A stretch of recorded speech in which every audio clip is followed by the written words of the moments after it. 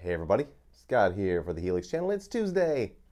Why is it not Monday? Well, because Monday I was traveling home from San Diego. They extended the trip to work on the Jimmy Buffett musical, which turns out is called Escape to Margaritaville. I didn't know much going into it either, but it turns out it's pretty awesome and it's probably going to be a big Broadway hit. So uh, I worked with the camper all weekend. I've actually got one here, looking at it right now.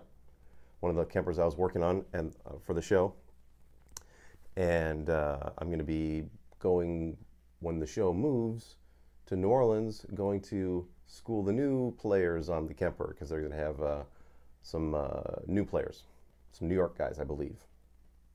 That'll be fun. But back to the Helix. I am going to show you a really fun super chorus, super modulated preset today. Calling it Maxi-Mod because it is just fat packed with big ass modulation. And I'm going to show you how to do it.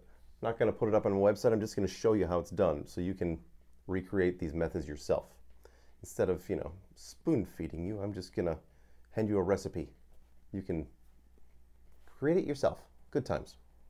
Uses a pair of 3 Sigma Audio IRs. You can put whatever ones you want in there. That's up to you, man. So, shall we?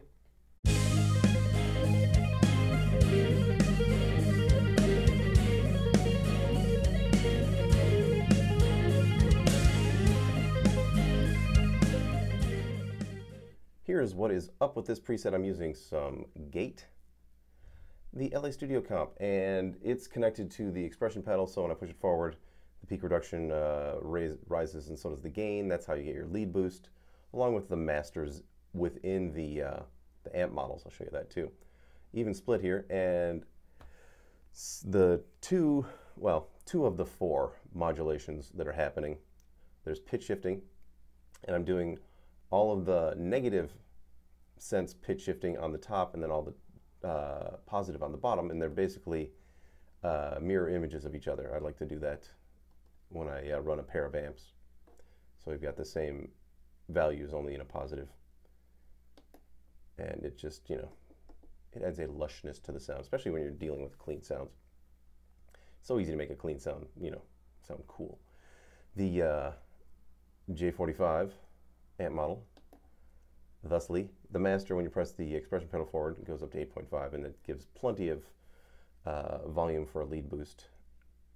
And size, actually, when increasing the master just increases the size of the sound as well, so it's nice. The top IR is a Fender 65 Twin 3A, and it's set up to be pretty bright. I've got the low cut set a little bit higher than normal, and then the high cut definitely higher than normal. Modulation on the top is a plastic chorus. I like that a lot. The rate is high for me. Normally I would have the rate on this below 2.2, but I'm going for an exaggerated amount of modulation on this one. And then I always set the headroom at plus 1.5. That's important to me. The top delay is the duck delay, and this one has a ton of repeats, a long delay time, and a decent sized mix on it. I always kill the threshold in the ducking because I don't really like the ducking so much. I just like that the duck delay allows me to adjust the low and high cuts, and it's just to me it's the best sounding delay for just trying to recreate the sound of whatever guitar whatever tone you want delayed to echo back. It just sounds best to me. I'm doing a little bit of also with the expression pedal, boosting with the level. And the way to do that is to hit the edit menu over here with the edit button with the little 3 lines. Press Control or Assign, and then scroll till it says level, and then scroll till it says expression pedal 2. Set the parameters thusly. You can make it, boost even more, or you can make it cut it if you like. But I'm making it boost the max value 1.2 on both of the outputs. They're both set to the center. The outputs are. So there's not a left and right thing happening. It's not in stereo. You could run this in stereo and it would sound pretty freaking wicked, but I don't run in stereo. The phasing issues on stage cause problems, and if you don't stand in the right spot, it's a pain in the ass, so I just don't do it. The bottom amp, the Jazz Rivet, another incredible clean amp.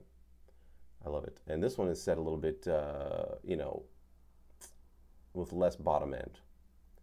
Top end is a little more exaggerated on this particular one. And then, as like I did with the other one, the master. And to make that do that is really easy. Just press the edit, then controller assign, do the same thing, but the control you want to adjust is the master.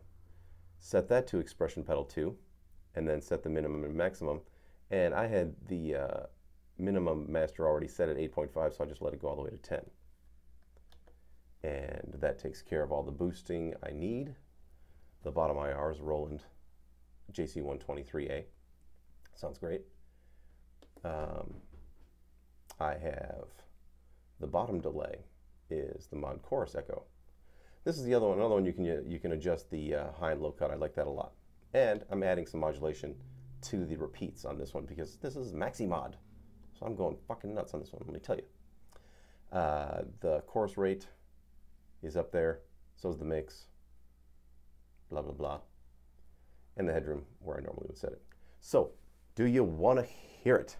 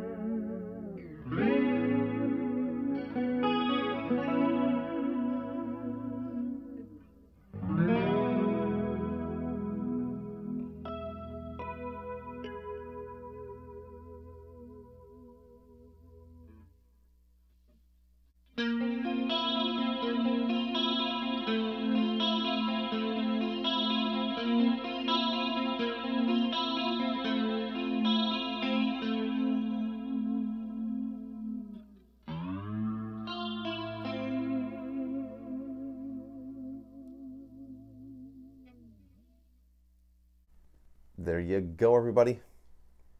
How to really saturate a tone with modulation. It's not difficult. And I find that reverb in a situation like this is superfluous. A couple of delays make it ambient enough, and adding reverb just kind of muddies it up. So, you know, certain presets don't need any reverb at all, I find. But yeah, this is a super fun one. I'm gonna maybe use this on a few tunes. I think I'll use it for next week's In the Mix Monday. Haha, good times.